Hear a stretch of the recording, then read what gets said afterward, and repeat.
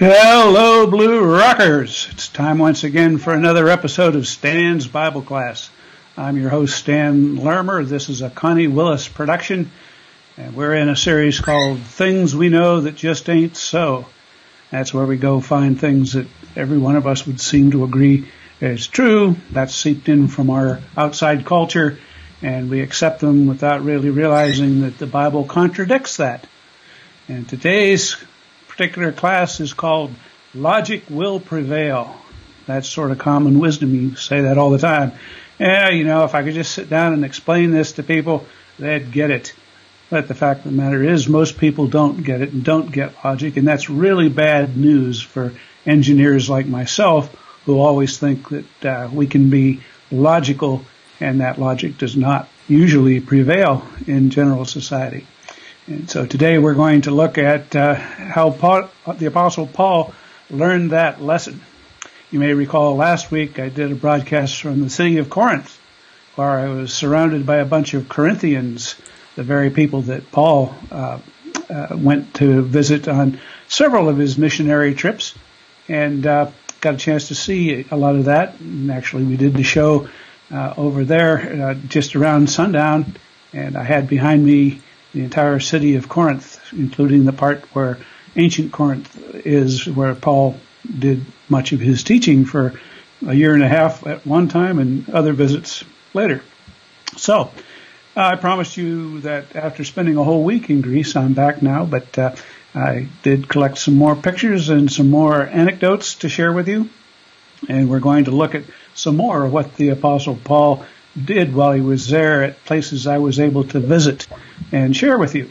So that's our agenda today. Let's get started. Connie, if we can have the first slide that looks like a map up there, and you'll see this is actually the route Paul took on his second missionary journey, as described in the book of Acts. And generally, we're going to see this as Acts 17 and 18. It's primarily where all this is described. Paul started out and visited the churches he visited in Galatia during his first missionary trip, just stopped by to say hi there, and then moved on across to Troas, which is a little town where he met Dr. Luke, the guy that wrote Luke and Acts. Luke actually went with him then to Philippi, which was over in Europe, because the Holy Spirit guided him like a bullseye to that particular location. And after having preached in Philippi for a little while, he got kicked out, worked his way down through a couple of cities that are barely mentioned to get to Thessalonica, where we'll look at what happened to him there. He eventually got kicked out of Thessalonica for all the same reasons, went down to Berea, got treated better there until the Thessalonians caught up with him and chased him out of there too. He went down to Athens, where we'll look at what he did today, and then from there he went to Corinth, where he spent the years 49, 50, and 51 A.D., living there and teaching the Corinthians before working his way back through Ephesus and back down to Jerusalem to complete his second missionary tour. So those names, those cities I mentioned, we'll look at today, and I visited a couple of them, and we'll talk about all that as we go along. Next slide, please. Paul had this common line of attack. He would go into every town, and the first place he would go to meet people is, of course, the Jewish synagogue. And since he was a rabbi, they welcomed him there, and he got a chance to stand up and talk to them and give them the message of Jesus Christ. And when he did that, he generally divided the synagogue into people who believed him and people who didn't, and that division grew stronger and stronger until the ones who didn't believe him kicked him out. And so I've shown you this recurring theme that happened in almost every town he went to, some sooner, some later. But here's what Acts 17 talks about what happened when he went into Thessalonica. Now, when they had passed through Amphipolis and Apollonia, they came to Thessalonica, where there was a synagogue of the Jews. And Paul went in, as was his custom, and on 3 Sabbath days he reasoned with them from the Scriptures, explaining and proving that it was necessary for the Christ to suffer and to rise from the dead, and saying, "This Jesus who I proclaim to you is the Christ." And some of them were persuaded and joined Paul and Silas, as he did a great many of devout Greeks and not a few of the leading women. But the Jews were jealous, and taking some wicked men of the rabble, they had a shoo my cat who was about to come in on top of me here. But I discouraged that type of behavior, unlike some people who are pushovers for their dogs. But anyway, we continue. But the Jews were jealous, and taking some wicked men of the rabble, they formed a mob and set the city in an uproar and attacked. Isn't that interesting? That happens today, right? How many times do we see people who want to stir up the crowds in order to achieve their objectives? And we even have that in some of our forums, people who want to cause trouble and get people upset about one thing or another. So this is as old as human history. But the important thing here is words I have in yellow up there at the top. The Sabbath days, he reasoned with them from the scriptures. And, of course, that's basically the case of going back and showing them the scriptures that referred to Jesus from the Old Testament and telling them about how Jesus fulfilled those prophecies and what things he did and said about the scriptures, as a way of convincing people who were already well versed in the scriptures. And that's why he went to the Jewish synagogues to get his first little group that then he could build on as he went along. So he did that. They formed a mob and chased him out of there. So he went on down to the next little town of Berea. And the Bible tells us that the Bereans were more fair-minded than the Thessalonians, and they searched the scriptures daily to see whether what Paul was saying was so. And so he was getting along much better there until the Thessalonians found that he was next door in the town of Berea, and then they stirred up more trouble and chased him out. Paul left the rest of his team there in that part of the country, Thessalonica and in Berea, and caught a ship down to Athens and went into that town by himself, while the other guys, Luke and Silas and Timothy stayed behind to build churches up north. And when he was in Athens, he started having a different type of thing, because now this has no base of Jews to build on, so he's going to go straight to the Greeks. And his method of communicating with them is a little bit different. So this, if we go to the next chart, it's titled Paul's Mars Hill Sermon. We hear the story continues. Now, while Paul was waiting for them at Athens, his spirit was provoked with them as he saw that the city was full of idols. So he reasoned in the synagogue with the Jews and the devout persons, and in the marketplace every day with those who happened to be there. Some of the Epicurean and the Stoic philosophers also conversed with him. And some said, "What does this babbler wish to say?" Others said, "He seems to be preaching of foreign divinities," because he was preaching Jesus in the resurrection.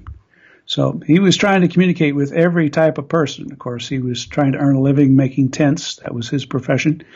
And so he would be in the marketplace making tents and trying to sell the ones he'd already made and talking to everybody who'd come by, trying to spread the word, integrate right in with his daily routine as he went along. Epicurean philosophers are those that believe that life is all about seeking pleasure. And Stoic philosophers were their chief competition. They were people who believed that life was something that was just to be endured passively and put up with. And so he was bringing in the message of Jesus Christ, which was quite different than either of those two philosophies. If we go to the next chart, it continues to say that the various philosophers he was talking to, and they took him and brought him to the Areopagus, saying, "May we know this new teaching that you are presenting? For you bring some strange things to our ears. We wish to know, therefore, what these things mean." And it says parenthetically something kind of cute. It says, "Now all the Athenians and foreigners who lived there would spend their time with nothing except telling or hearing of something new." And, that's the kind of thing that makes Luke particularly good in his book of Acts, because he always puts these little tidbits in that are sort of his observations of what people were like back then. So this particular town was all about talking about the latest new thought or concept. And so they were generally receptive to him because he was bringing new stuff. And of course, being a trained rabbi, he could go into it to any degree of depth necessary. But, you know, he was worthy to stand up there. He'd been trained in Greek philosophy, too, because he studied under the great Rabbi Gamaliel, who gave him that type of classical training. And so he was well positioned to go toe-to-toe with these high-minded philosophers in Athens.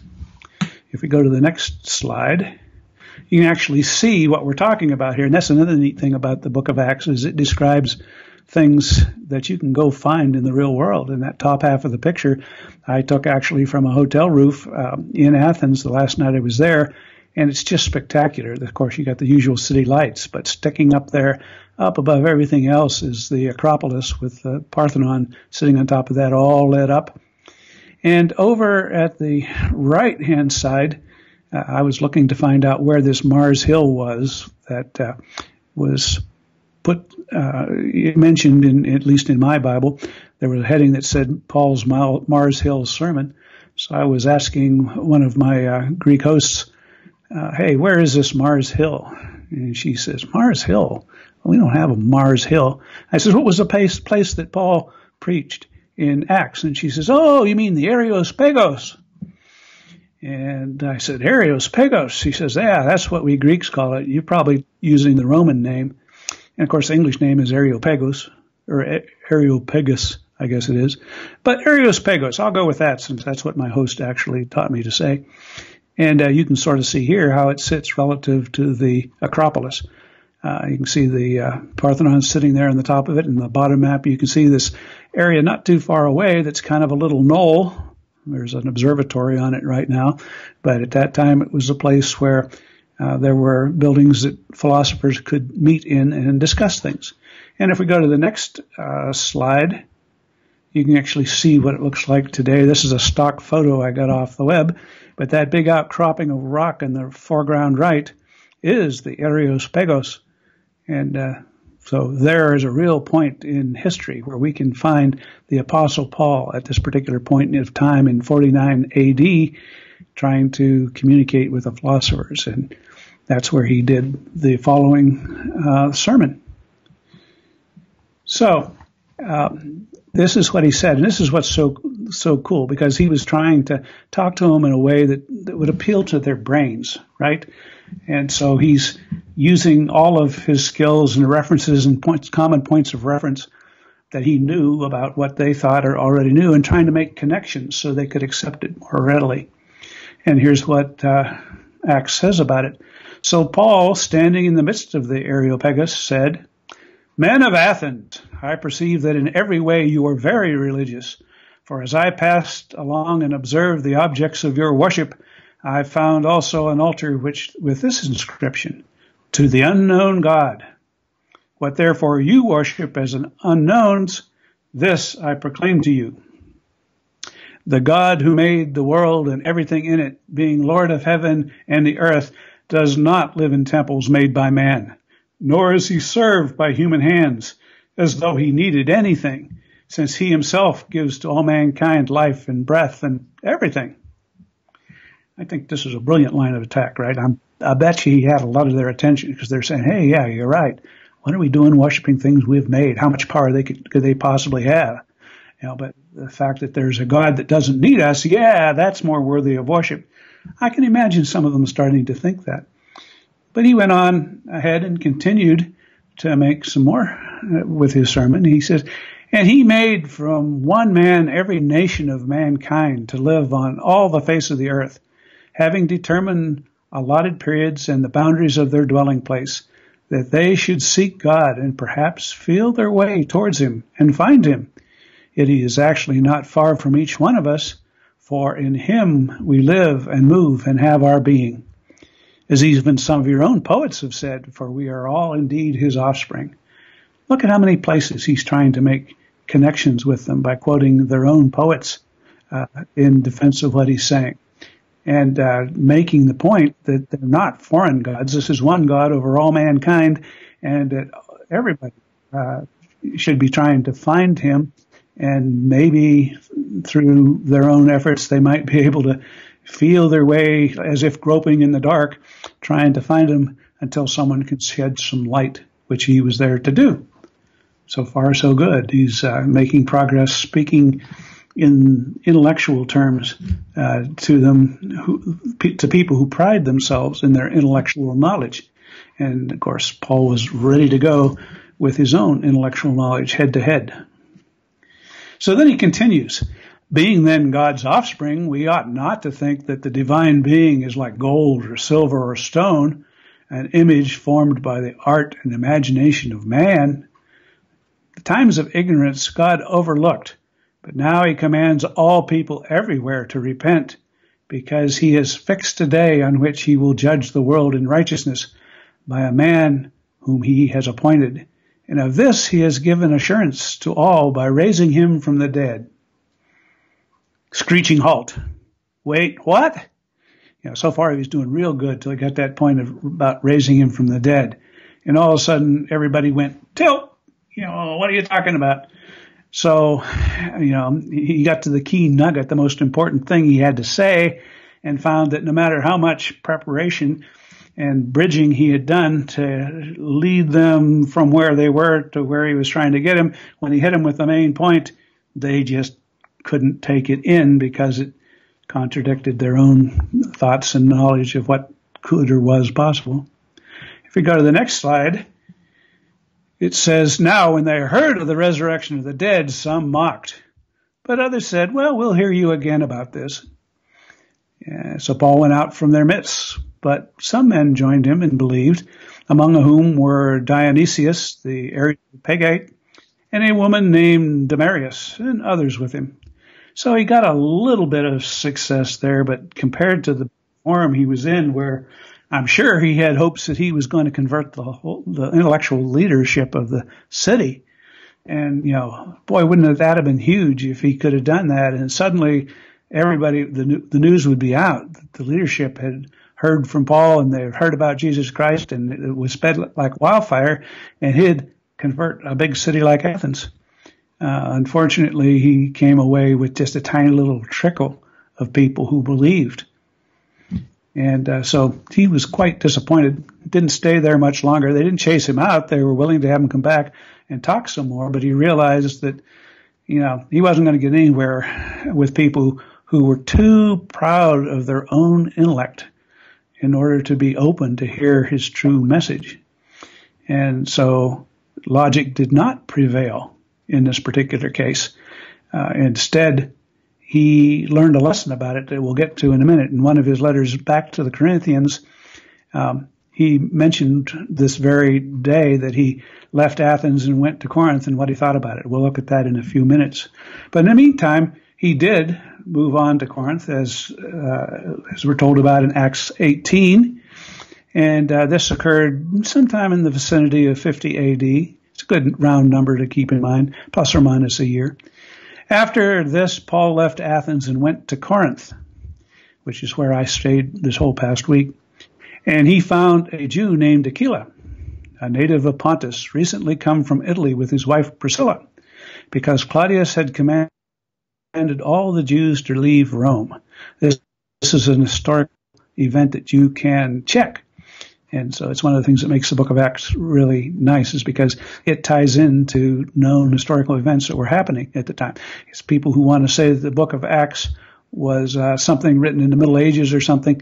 Well, the people at that time wouldn't have known the details of when specific events happened and have them all line up like this. It had to be someone who was on the spot and observed things that were tied into real-world events at the time that we can check.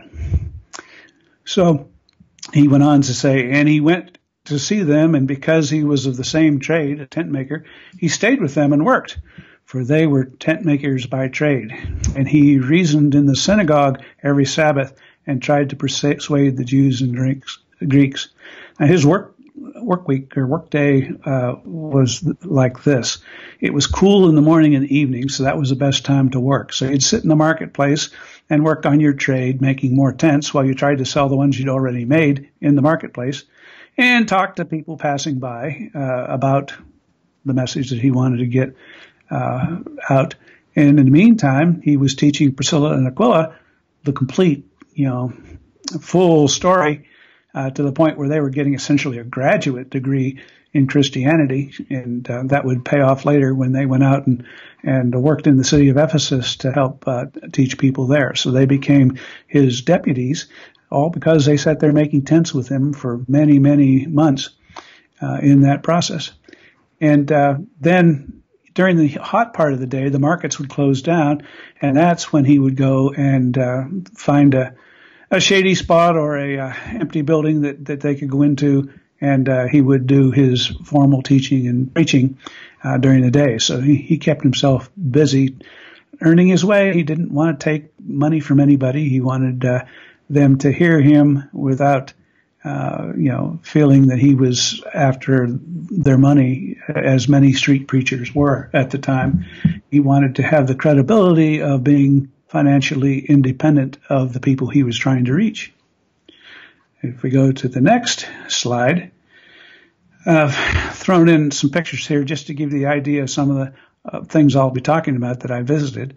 Like I said, I stayed in Corinth, that little tiny strip that reaches down, that basically extends to the Peloponnesian Peninsula, where Sparta was located. If you remember the two city-states that started out, Athens and Sparta, Athens being a democracy and, focused on the softer intellectual things, and Sparta being the more militaristic type of culture.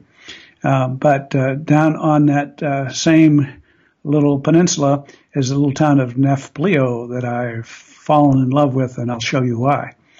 But if you look at Corinth and Athens there, those are about an hour drive on the Autobahn. Between the two of them, it took Paul probably 5 days or more to work his way from Athens down to Corinth. And of course, this is the place that has the new canal. Well, it's not new anymore, but certainly it was done after the Suez Canal was built by the same company. And it's a very impressive canal that, as you can see in the upper right-hand corner, cuts across that little peninsula. It's about 4 miles long right there and connects the Adriatic Sea with the Aegean Sea.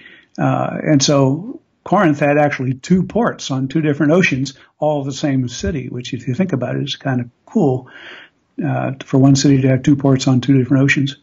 But,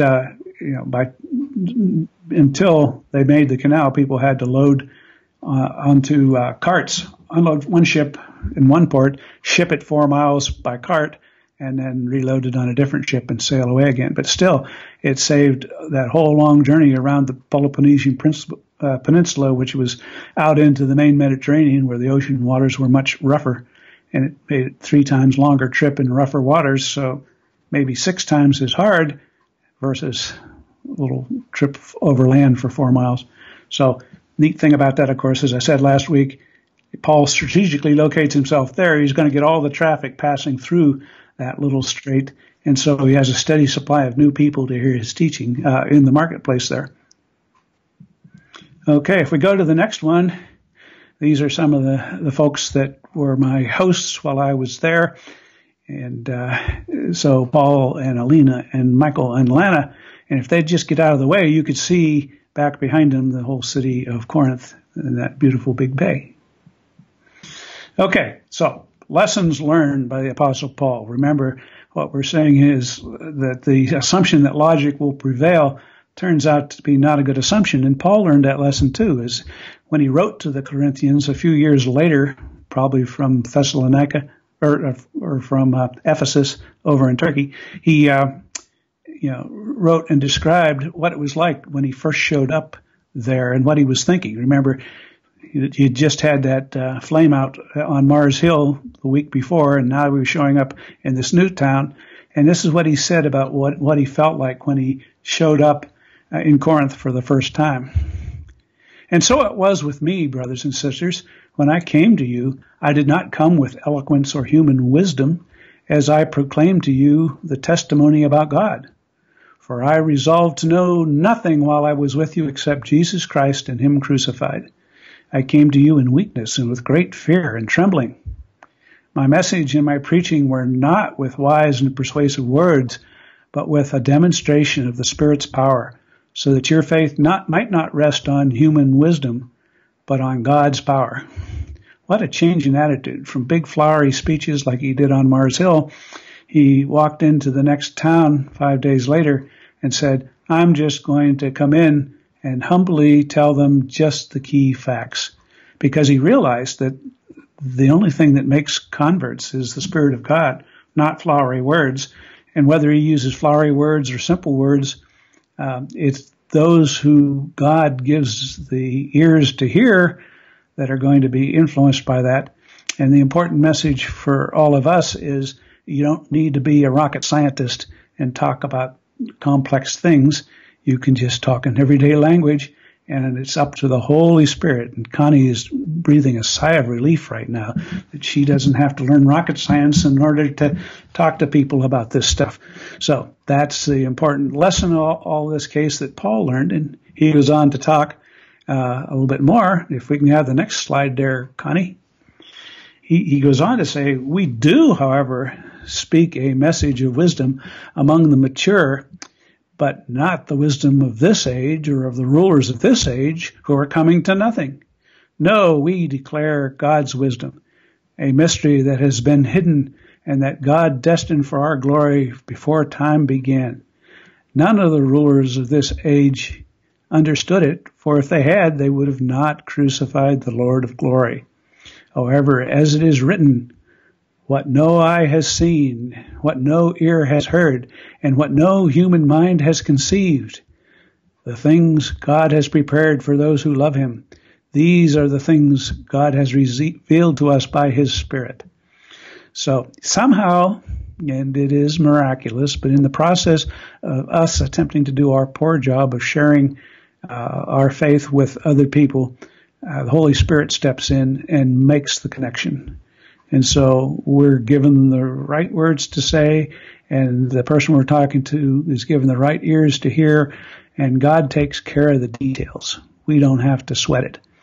And so we shouldn't hesitate to go ahead and try it, because it really doesn't matter. God will make it work out and make up for any inadequacies we may have.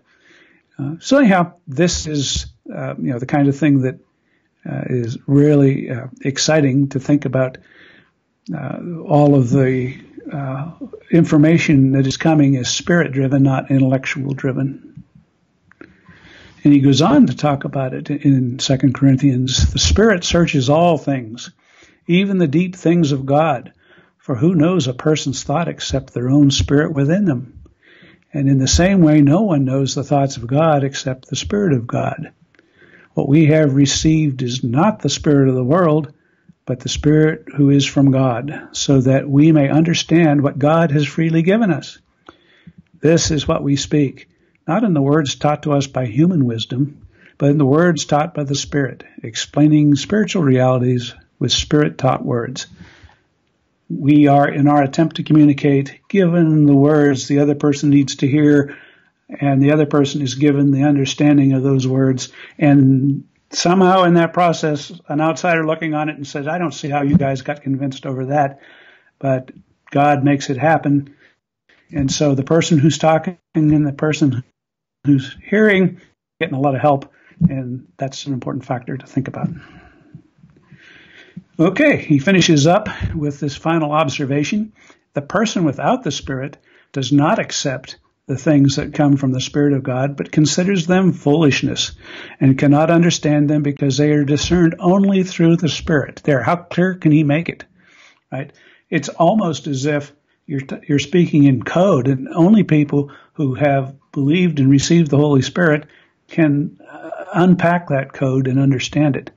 And people who want to reject it and are looking to reject it because it primarily don't want to give up their own personal freedom, if you will, and control over their lives, they're not going to be able to receive. It's on the wrong frequency for them.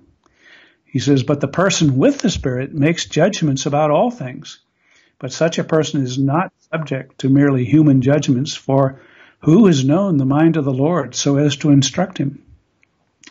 But we have the mind of Christ, and that makes all the difference. And so we should rely on that more, and that's what Paul decided to do. He's going to rely on that kind of thing more. And that brings me to another thing that made me think about, I had to learn some humility a long time ago in my senior year in high school. And, we had an English literature class and encountered all kinds of poetry at that time. And there was one particular poem which was, basically a love poem. It sounded like it was written by an engineer who finally woke up to the fact that he was not going to communicate on an emotional level by thinking or talking or using big words or whatever, by paying attention to details. That you had to relax, let go, and let the emotional side go if he was going to ever be successful in love. And that same thing is true, successful in spirit. This Paul we just seen looking at it. But anyhow, I thought I'd share this particular verse with you. It's by E. Cummings, titled "Since Feeling is First," and it's an admonition to engineers like myself. It goes like this: "Since feeling is first, who pays any attention to the syntax of things will never wholly kiss you. Wholly to be a fool while spring is in the world, my blood approves, and kisses are a better fate than wisdom. Lady, I swear by all flowers, the best gesture of my brain is less than your eyelids flutter, which says we are for each other. Then laugh, leaning back in my arms, for life's not a paragraph, and death, I think, is no parenthesis."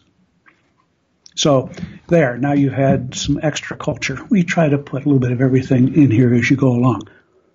But that is a slide that Connie doesn't have, and she's making noises that like me, like, "You drove me nuts, Stan." Hey, that was from the heart. That was poetic improv, right?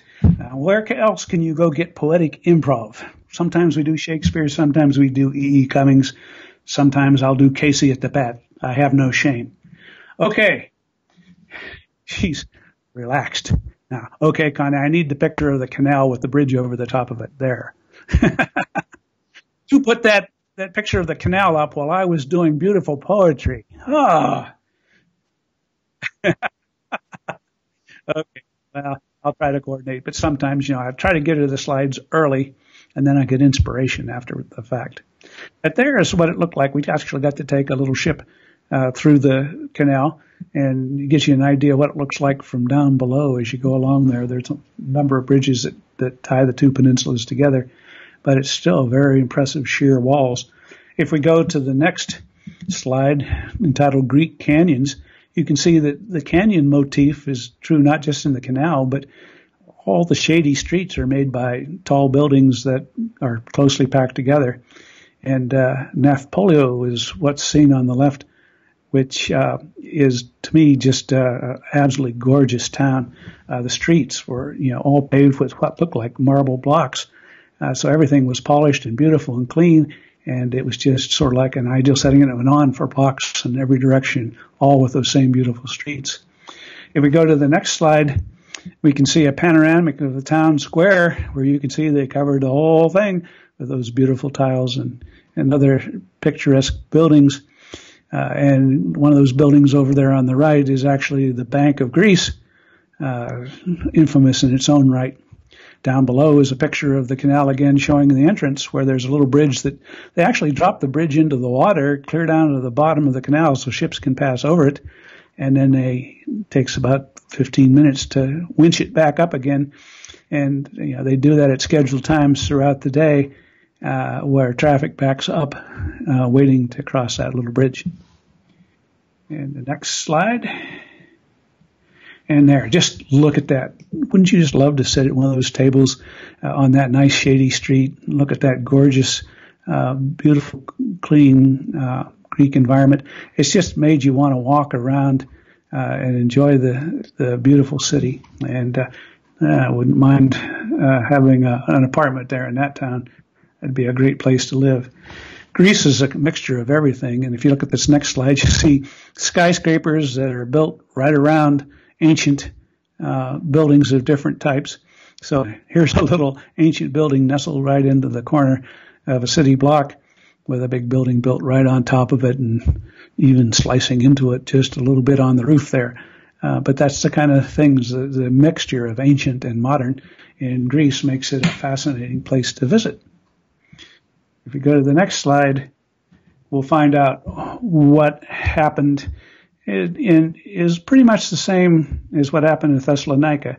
He was in there attending the synagogue and waiting for the rest of his crew to come from Macedonia up where Thessalonica was. And it says, when Silas and Timothy came from Macedonia, Paul devoted himself exclusively to preaching. He stopped making tents. They could take care of doing whatever they needed to do to earn some food, and he would preach and talk to people as much as possible. Now that he had his full team there. But, of course, the missionary team itself had to consist of people who could sustain that team because there were no credit cards in those days. They had to earn their keep as they go along.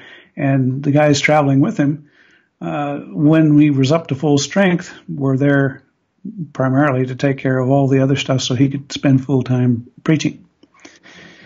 But when the Jews opposed Paul and became abusive, he shook out his clothes in protest and said to them, "Your blood be on your own hands. I am innocent of it. From now on, I will go to the Gentiles," which, of course, is phase 2 of every city he ever goes to. Stay inside the synagogue and build up a following until they kick him out, and take that following with him and grow it by reaching out to the rest of the community around it. But he goes first and gets as many Jews as are willing to hear, and then goes from there. That statement, "Your blood be on your own hands, I am innocent of it," is kind of interesting. It's a reference back to Ezekiel in the famous verse about the watchman, where the watchman is told, if the watchman fails to blow the trumpet and warn the people, and they are overcome, then I will hold the watchman accountable for their blood. But if the watchman blows the trumpet and the people don't listen, then I will not blame the watchman. And so he took that very seriously, that until such time as he had warned everybody he could, he was responsible for their blood of not knowing that. So that's why he was so motivated to communicate, and why we should be so motivated. If we're rejected, that's fine. We're off the hook. But if we fail to warn people about the fate that they face if they're not willing to accept the message of Jesus Christ, then we haven't done our job, and we're accountable for their ultimate fate. Scary thought if you think about it. But Paul says that in several places. I have done everything I could. I am not guilty of your blood. If we go to the next slide, and it says, when he got kicked out of the synagogue, what happened? Well, this probably galled the Corinthians. And Paul left the synagogue and went next door to the house of Titus Justus, a worshiper of God. And Crispus, the synagogue leader himself and his entire household, believed in the Lord, and many of the Corinthians who heard Paul believed and were baptized. And that's pretty cool, because think about how that would really gall the people in the Jewish synagogue to have their own leader abandon them and a bunch of their membership go over, and then week after week after week for a year and a half, they're meeting next door and growing in numbers while the little synagogue is shrinking. There's going to be some serious jealousy there, and that tends to overflow as it goes along. And, of course, the whole time this is going on, the Lord is communicating directly with Paul. One night the Lord spoke to Paul in a vision. "Do not be afraid. Keep on speaking. Do not be silent, for I am with you. And no one is going to attack and harm you, because I have many people in this city." Isn't that cool? God knows exactly how many believers are in the city, how many people are his out of the whole set. And, he's keeping track of those things. And this is not the only place that God talks about that. Shortly after Elisha called down fire and wiped out the prophets of Jezebel and went into hiding, God told him, I have 7,000 people who have not bowed their knee to Baal, the false god. So God is aware of all of his troops that he's got. And that remnant of people may be small but compared to the rest of the world, but they're all the forces God needs to accomplish his purpose.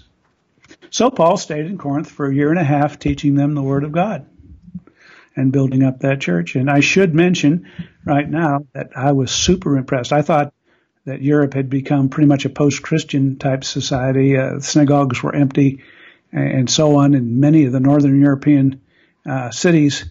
And I thought, Europe had basically fallen away already, but not in Corinth. Those Corinthians would love to sit down and talk to you about their faith. And at dinner, many times, I would have one-on-one conversations or group conversations or wide open discussions of Christian topics with the entire table of 12 people. So those people have their act together. They are very faithful Christians and eager to talk with you about it. And so I felt that was really great to know that even in these latter days, the Corinthians over there, most of the ones I met, were fully willing to acknowledge the Lord and engage in conversations about their faith. Okay, so one of the things we saw over in the old ruins of Corinth was something called the Vema, spelled B-E-M-A, but as I was quickly informed, it's pronounced with a V, so Vema, which means judgment seat. And that word appears in the Greek a couple places in the Bible when Paul was referring to it. One was specifically towards the end of his time in Corinth. There's a little mentioning down there at the bottom of this slide when Gallio was proconsul of Achaia. That's the southern half of Greece. Macedonia is the top half. While Gallio was proconsul of Achaia, the Jews coordinated an attack on Paul and brought him before the judgment seat, the Vema. And this right here, what you're looking at, is that Vema that we had a chance to go take a look at and actually climb around on, which was pretty cool. There's another place where Paul makes a reference in his letter back to the Corinthians using the word judgment seat because he knew this was there and they'd be familiar with it. He said, so we aspire to please him, whether we are here in this body or away from it, for we must all appear before the judgment seat of Christ, that each one may receive his due for the things done in the body, whether good or bad. And so it's pretty cool to think about Paul standing right there in front of that big platform on which people were hauled before the proconsul to have their cases judged. And if we go forward one slide to the one called Gallio Rules, we kind of get a scale for it here. You can see it's about 10 feet tall. It's got a little sign on it that actually says B-E-M-A, Vema, right there in the middle. And you see a picture of me standing up on top of it looking out across the rest of the ruins. That's the Temple of Apollo up there in the background behind me. And so it was pretty impressive there. If we go to the next slide, we actually reenacted that little scene. As you can see, the great Gallio standing up there on top looking down at Paul, our host, who's naturally got the job of being Paul. So you get an idea of what it would have been like looking up at a guy with all the power of a Roman proconsul while you were on trial, and you had to look up at him from those lofty positions. It must have been very formidable. Now, in this particular case, the Jews tried to complain that Paul was teaching false things about their religion, and Gallio wasn't having any of it. He says, I'm not about to judge religious matters between you. You guys get out of here. He threw him out of the court and set Paul free. So, shortly after that, Paul moved on and continued on to his journey, taking Priscilla and Aquila with him over to Ephesus. But right here is where another chapter of the Bible was written, and we got a chance to see it. Next slide. When I was over there, we had a little meetup, which I gather was one of the reasons I was invited. And you'll notice that there is a conspicuous person sitting in the middle of the table behind her laptop. And Connie covered that whole thing for us. You can go see the 3.5 hour long video that we did. And, Connie was right there so everybody could see her and she could see everybody else when we did that little Greek meetup. So that was cool. And then in the next slide, I've just got a couple more slides to go. So if you've got questions, now's your chance to start typing them in for Connie to start harvesting. But I just wanted to show you that, we spent an awful lot of time. Most Greek meals are like several hours long. They start like planet formation with a few people sitting down at a table, and then somehow the word gets out and a few of their friends come and sit down, and next thing you know, you got a whole crowd sitting there enjoying all this wonderful Greek food. And so we had some really great sessions with a whole bunch of new friends over there. And then, here's another picture of Michael getting photographed with some other graffiti, and a couple brothers and their good friend who were our hosts while we were there. And then we look at this last slide, which shows some of the religious symbology that's over there. Some beautiful, awesome churches that are over there of the Greek Orthodox variety. And we talked a little bit about my experience there, which was one of really awe-inspiring services, giving great glory to God. One of the subjects that comes up is a bone of contention between the Greek Orthodox Church and Catholic and Protestant churches is the use of icons, these things that you see right here, which fundamentally are useful for originally telling illiterate people the stories of the Bible in a way that they could remember them. But they also are up there as physical ways to remember some of the many important figures throughout church history, different saints and so on. And it was explained to me that, those things are not worshipped. Typically when one enters into one of these churches, one or more of such icons are kissed on the way in, although I've seen that same kind of thing happen in Catholic churches in Ireland, for example. So it's not an uncommon practice that they took great care to point out to me, this is not the worship of those icons.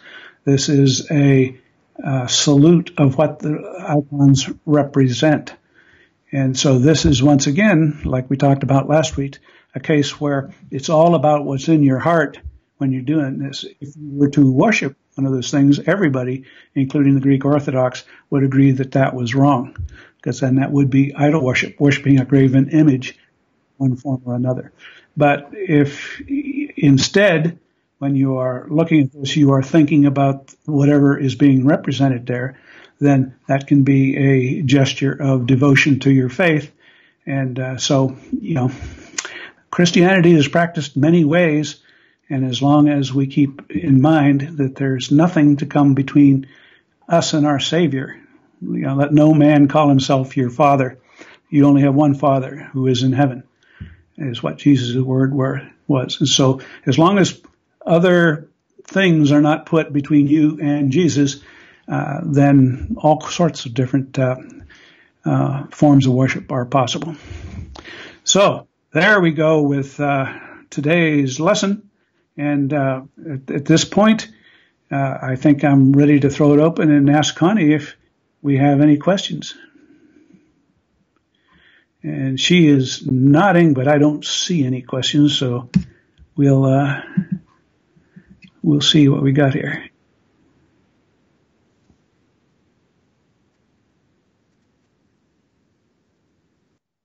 Oh, my question's going to be in my phone.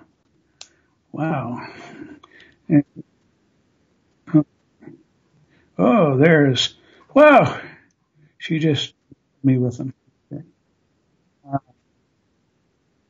Okay. Okay, from Anonymous. People really believed life was to be stoic. Can you tell us more about that and how it went over? Well, I haven't spent a lot of time since college thinking about Greek philosophers, but the general Stoic philosophy was that you were not to like anything about life or this world, You're supposed to simply endure it and try not to become involved in it, because anything that was associated with this world was of a lower plane than the spiritual world and was pulling you down. So you wanted to not indulge, whereas the Epicureans were saying, no, everything around us is great. We should enjoy all the earthly pleasures that there might have been. But that's really all I know about that subject. BLS 245, did you have different feelings or vibes in each of the different areas you visited? Any epiphanies?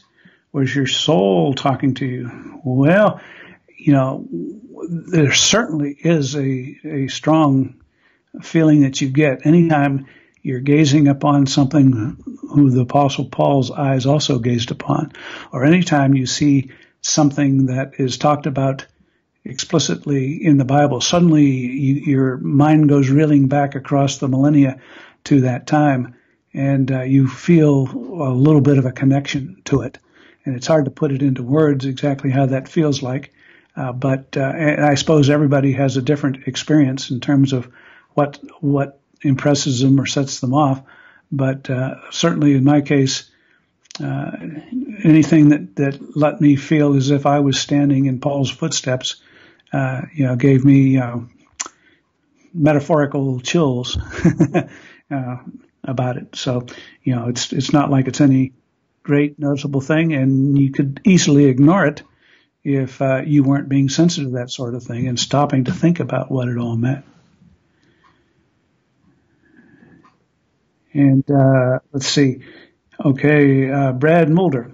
If a person lives on a desert island and led a moral life but never had an opportunity to hear about Christ, can he still go to heaven when he dies?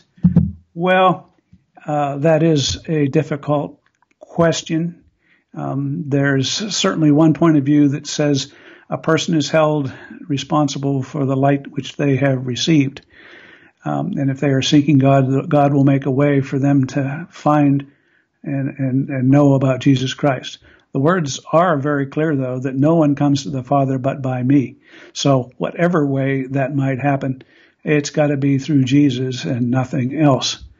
And so when you're isolated like that, there are places that where Paul, for example, says, how can he be saved if he hasn't heard? And how can he hear if someone hasn't told him? And how can someone tell him if they aren't sent by some congregation? So he was working back in reasoning of saying, we got to get busy sending people out to tell them so they can hear, so they can believe, or otherwise they can't be saved.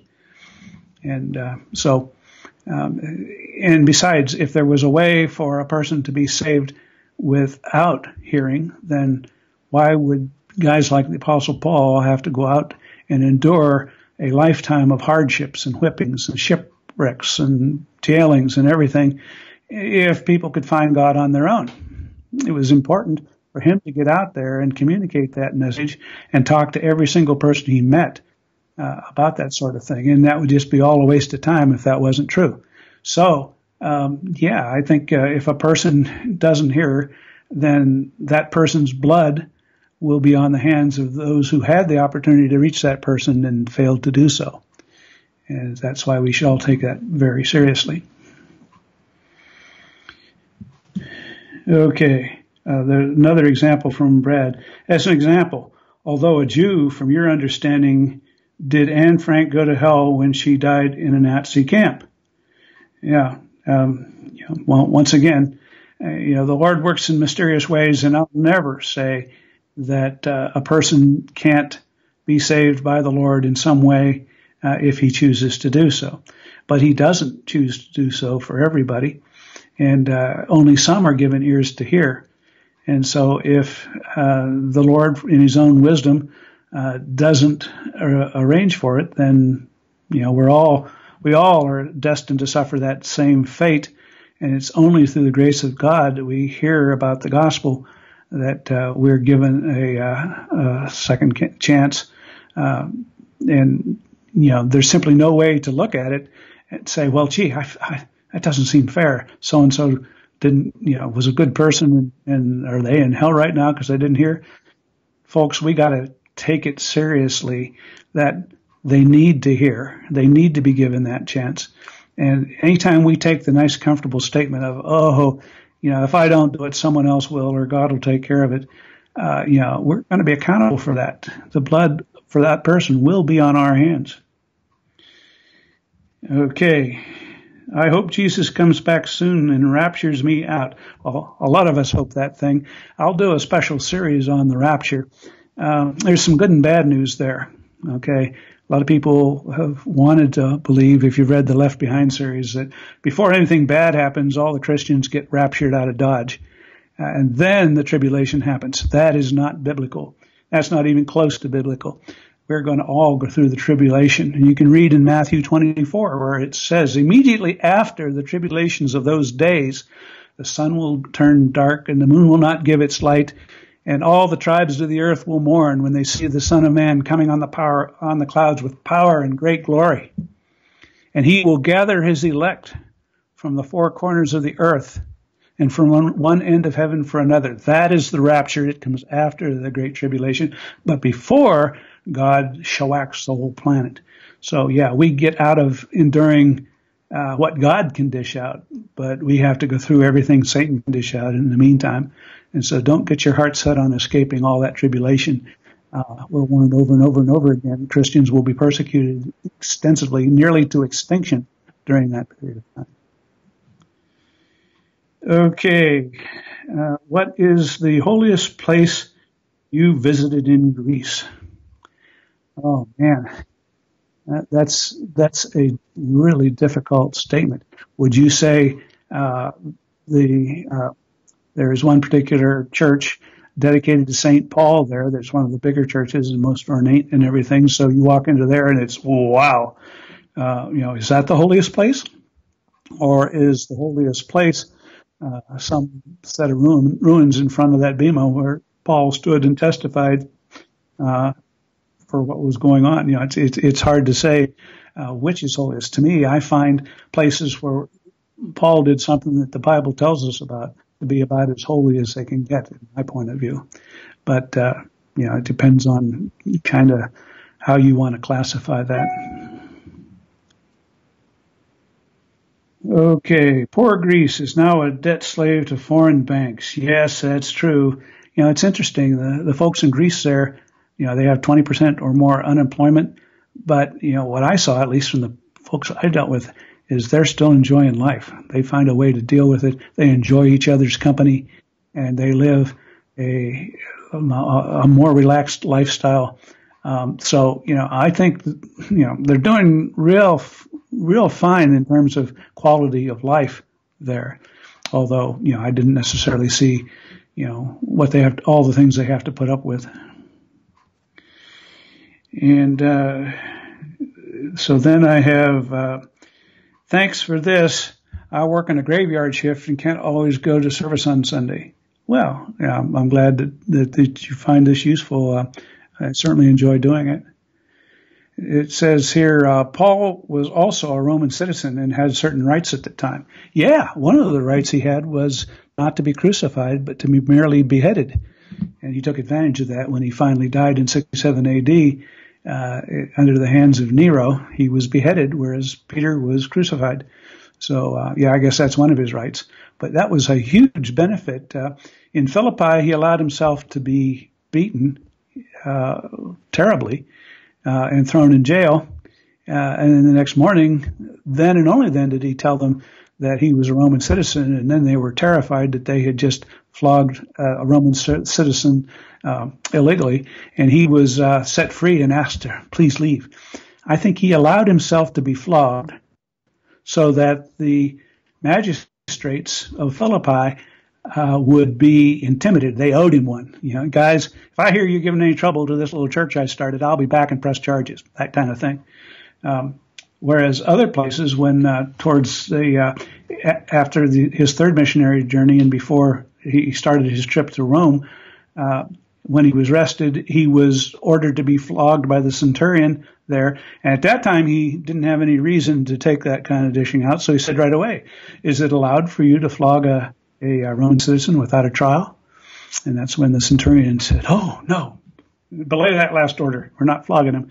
So Paul did take advantage of his Roman citizenship, but he didn't use it all the time. Sometimes he took a licking and kept on ticking. Okay. Will liberals be destined to go to hell? Well, whether you're liberal or conservative or any other political persuasion, that fate depends on your trust in Jesus Christ and nothing else.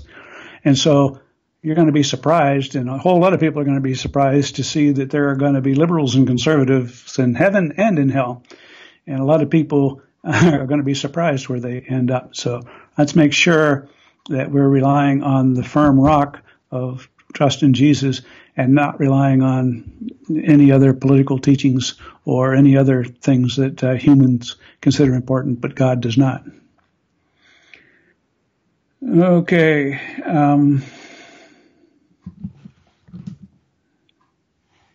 These Sunday videos are just so interesting. Wow, thank you.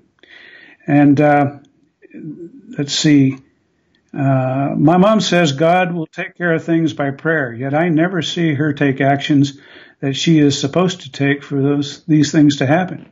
She still has to do the work, but I think she actually thinks God will make the phone call or say the words that needs to be said. I hope that makes sense. Yeah, one thing I was always taught is God helps those who help themselves. But I can't find that in the Bible anymore, so that's one of the things we know that just ain't so. The fact of the matter is, in the book of James, it says, you have not because you ask not. So asking is very important. But there are also many times when we're held accountable for the things we do that we've been commanded to do. And we may not see the results of what we're commanded to do. So we press forward as good servants, trying to observe what God is doing and get in line with His will. And, you know, we press on as best as we can. But a lot of times, what we do may not even show up in our lifetime as something that we ever thought we succeeded at. And yet we'll find maybe in the next life, you know, that thing you did when you talked to that person and they walked away and they weren't believing you and they thought about it and years later they took it to heart and wound up accepting Jesus. And you never even knew that that happened. And so I think in each case there is no excuse for not doing everything we can because that's what we're commanded to do. And then we let God make up the rest. But we always should be putting everything we have into it, and God knows whether we've given it everything we've got or not. And then we pray for God to fill in the things we can't handle that are beyond our power.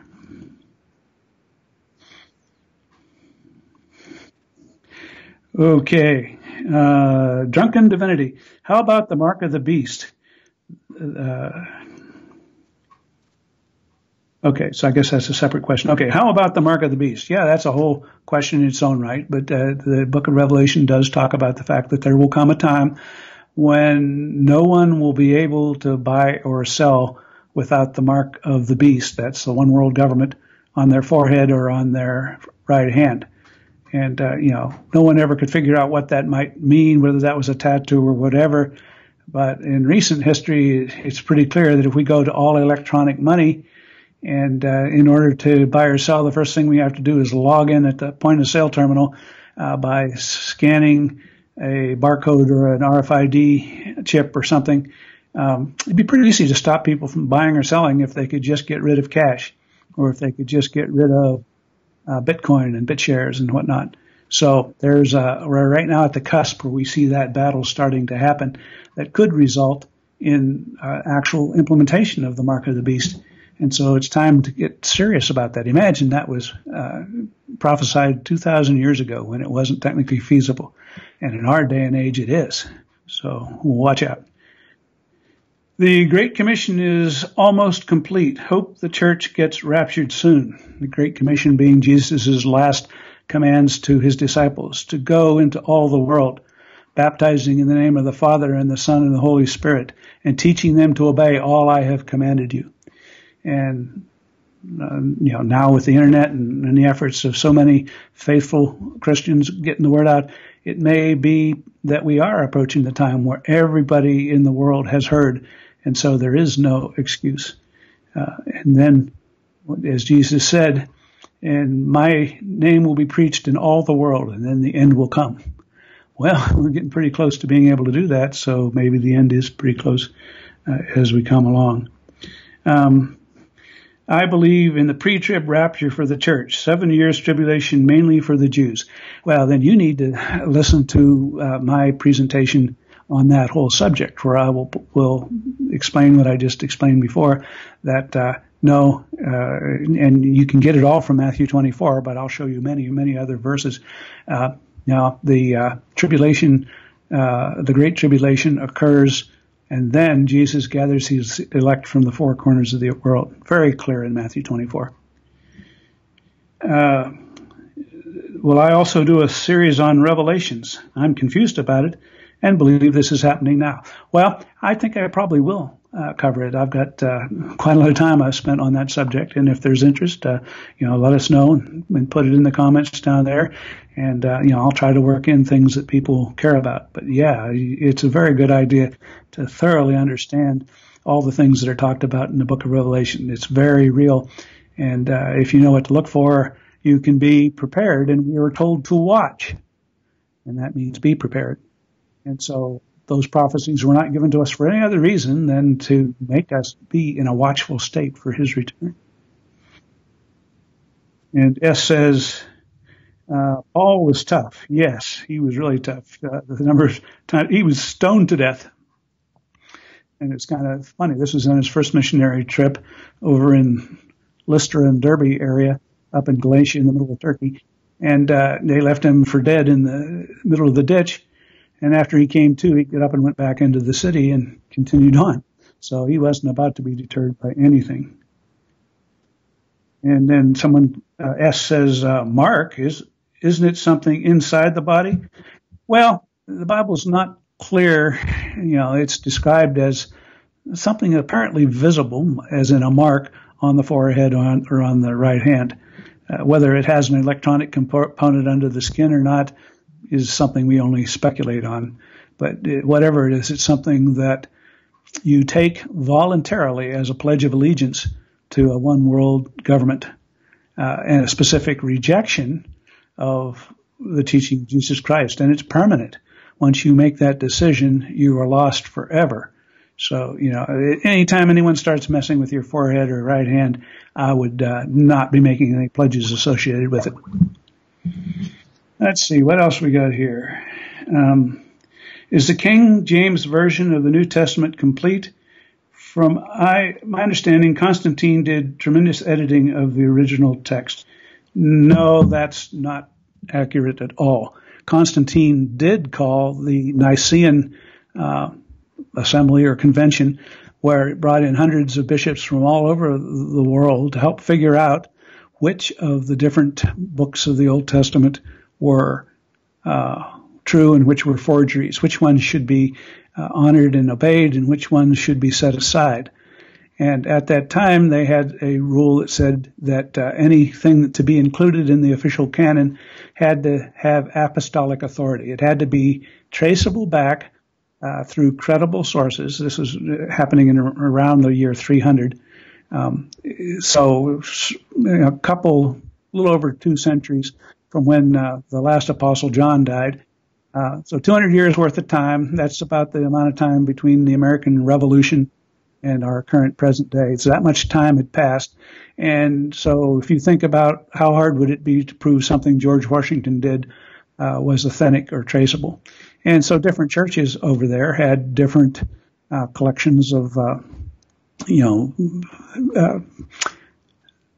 documents and texts that they had set aside and honored for that period of time. And if they could trace those back in custodianship over that 200-year period of time to the original apostle or someone like Luke or Mark, who were not apostles but worked for Paul and Peter respectively, then those were considered valid.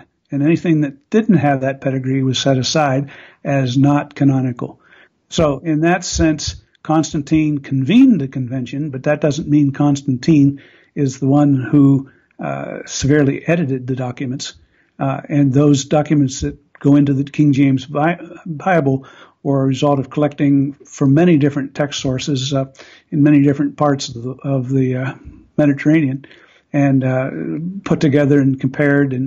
And King James ordered, I forget what it was, but something like 7 teams, each of which had 3 sub-teams, something like that. I forget the exact details.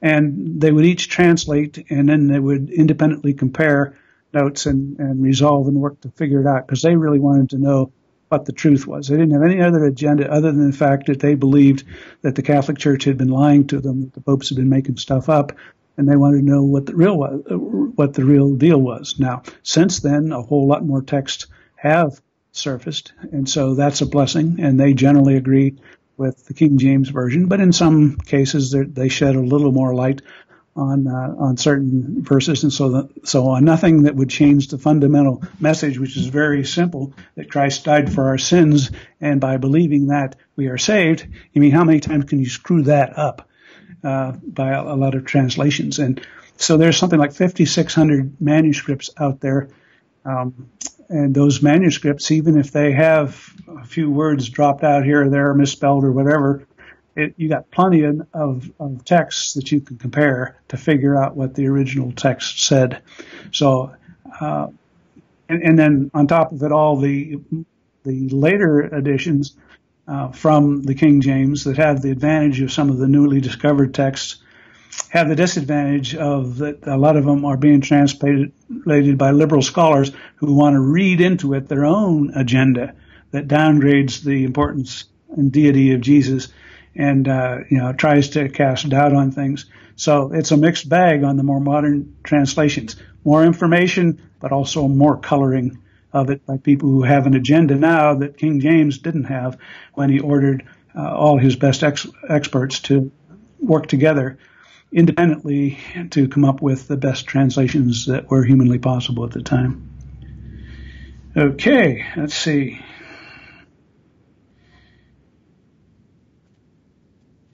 And Tilda says, I have read the Left Behind series. Will it be like that? No.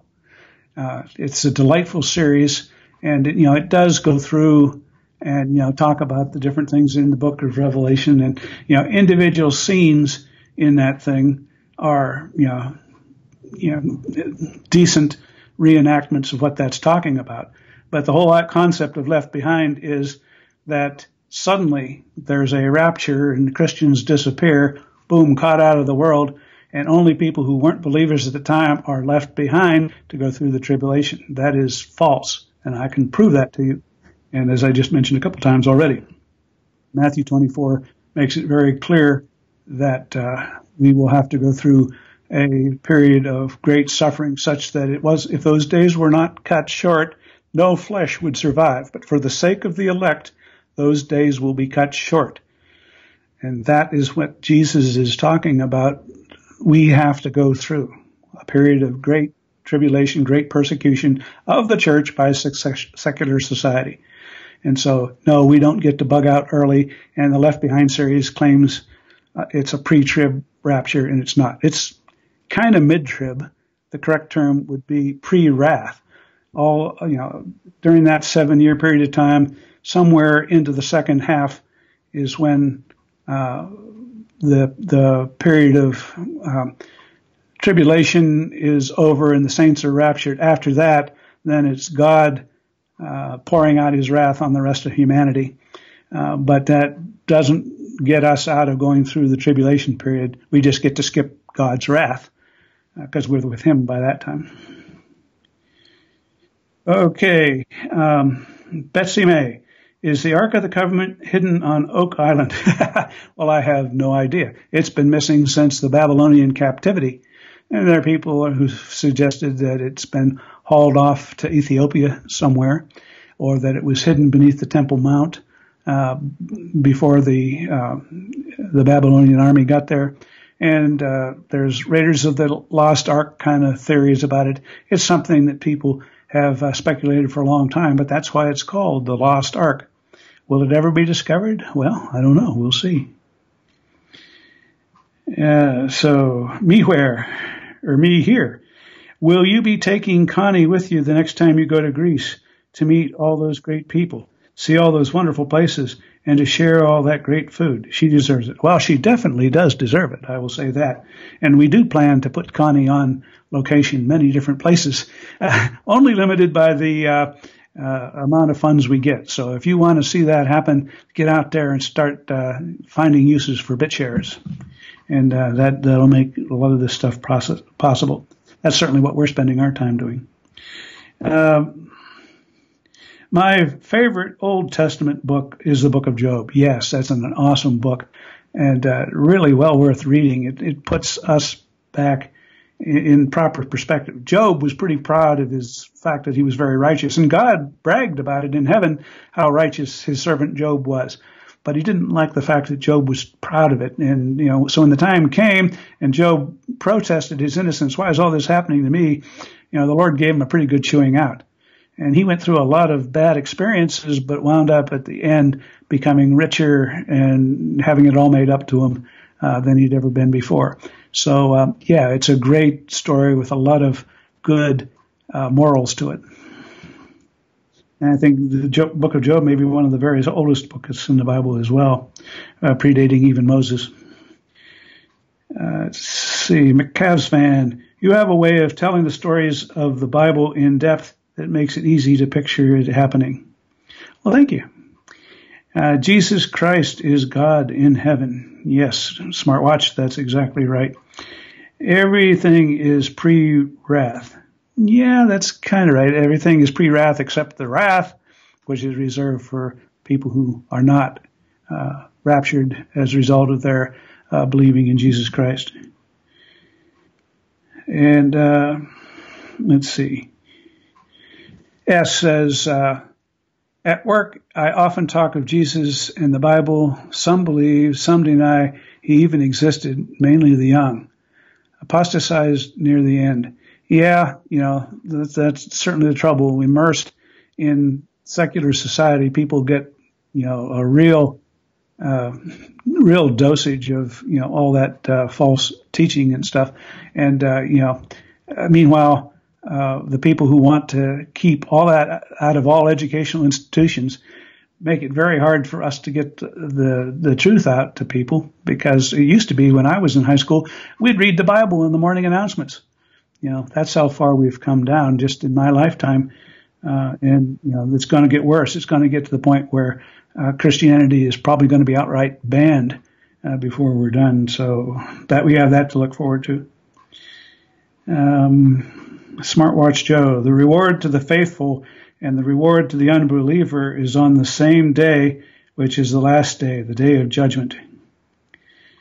Okay. Well, the reward to the faithful comes before the 1,000 years, and the judgment of the sheep and the goats happens at the great white throne judgment 1,000 years later.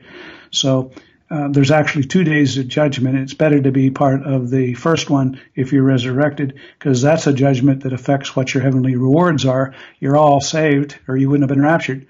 And so that's a better category to be in than the one that is determining who goes into the lake of fire or not at the end of the 1,000-year reign. Let's see here. Saturday work, I often talk of Jesus and Bible. Some believe, some deny he even existed, mainly the young apostatized near the end. For you, thank you for answering the question. Okay, I seem to have some duplicates here. Except that a man be born of the word of God and of the Spirit of the God, he cannot enter the kingdom of heaven. Yes. And I will raise him up on the last day. Yeah. The last day is the day of the Lord. That's when Jesus returns. Of course, there's an eternity of days after that. The last day is the last day of this epic era of human history, this age, even to the end of the age. Jesus says, "Lo, I am with you always, even to the end of the age." But there are many ages beyond that God talks about. Okay.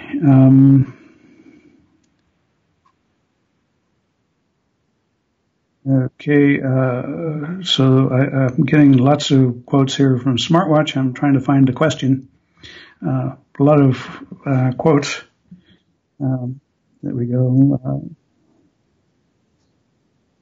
Okay, so I'll let you all read the things that are there that he's posting for you. Just comments and quotes. And, it looks like Smartwatch is very familiar with many of the verses of Scripture, so that's good. Being able to reach back and get those to make a point is always helpful. And so I highly recommend that. I think I'm done. So at this point, Connie's telling me to remind you to hit that like button. And so make sure you do that. And meanwhile, look at all the other notes she puts at the bottom of this, which will let you know all the other programming that she's got on. She's getting a show most nights of the week anymore. And so be sure to check out all of that and her postings on Steemit at Blue Rock Talk. And, I'll be back here, Lord willing, next week for another Stan's Bible lecture where we look at things that we know that just ain't so. Thank you, everybody.